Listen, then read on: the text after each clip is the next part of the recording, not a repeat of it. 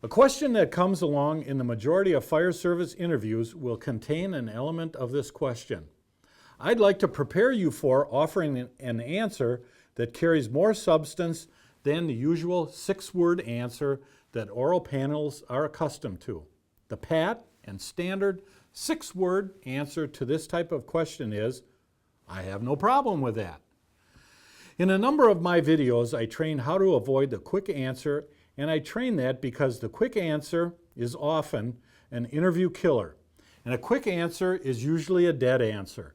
Here's a textbook answer to a pretty standard fire service interview question.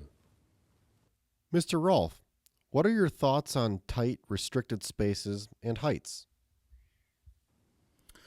Well, there are people that have natural fears, and there are those that have irrational fears of closed spaces and heights.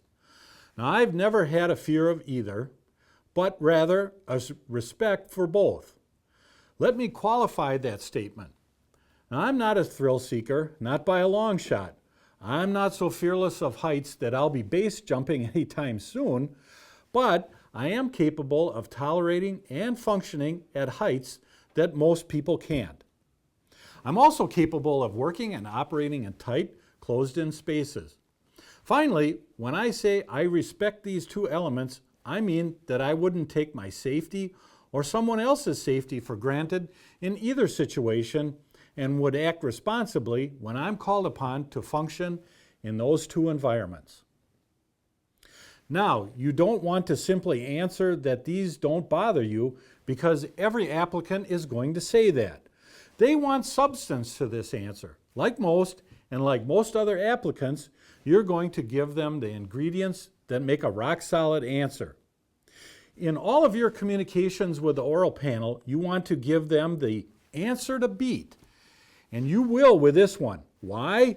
Because you've not only told them you don't have any form of claustrophobia or an irrational fear of heights, but because you've also defined, or at least mentioned, fear, irrational fear, and respect for these situations. What quality do you possess? Respect. You've also noted that you're not a thrill seeker and you'll manage the responsibility of keeping yourself safe and others safe. Nobody in interviewing for your position is going to hit the nail on the head like you just did with this answer.